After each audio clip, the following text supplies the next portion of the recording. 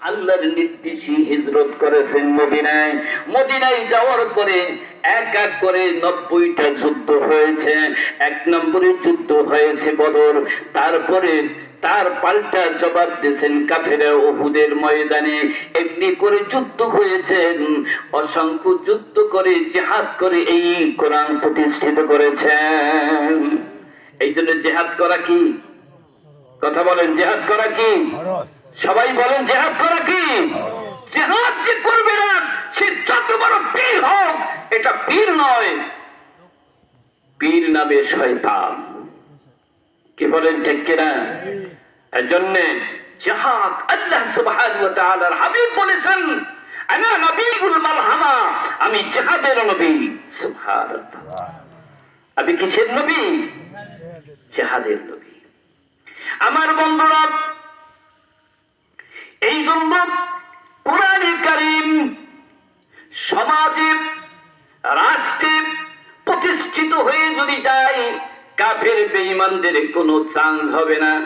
তাই তো ভারত সরকার দেখলেন, বাংলাদেশে যদি কোরআন এইভাবে প্রচার হতে শুরু করে, অচিরেই বাংলাদেশে কোরআন প্রতিষ্ঠিত হয়ে যাবে, রাষ্ট্রীয়ভাবে বাংলাদেশে কোরআন জারি হয়ে যাবে।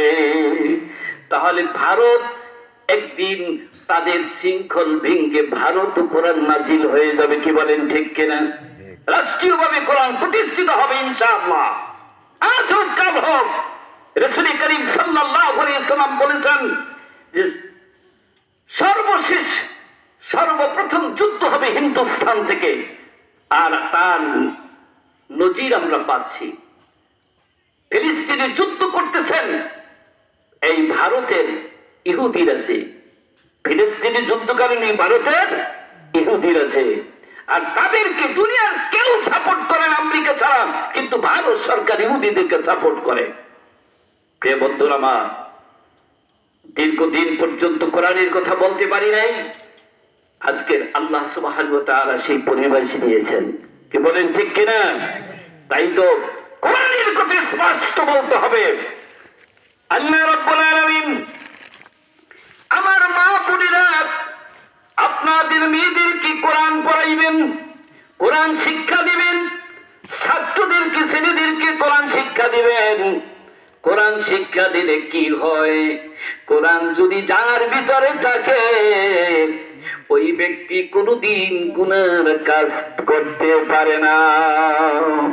কি বলেন, ঠিক কিনা? আগুন আর পানি একখানে চলতে পারে, হয়তো আগুন জিতবে না রে, পানি জিতবে নাকি? হয়তো আগুন থাকলে নিভে যাইবে, পানি জিতে যাইবে, অথবা পানি শুকিয়ে যাবে, আগুন জিতে যাবে। ঠিক কিনা?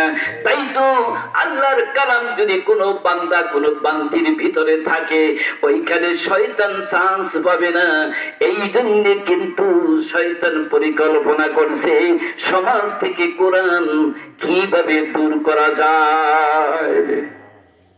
আমার বন্ধুরা, কোরআন শিক্ষা করতে করতে করতে করতে বেশি দিনের কথা নয়, একেবারেই কয়েকশো বছর হয়ে গেছেন যে কোরআন শিক্ষা করে একজন মহিলা শুধু কোরআন নিয়ে তার জীবন চালাইছে। সুবহানাল্লাহ।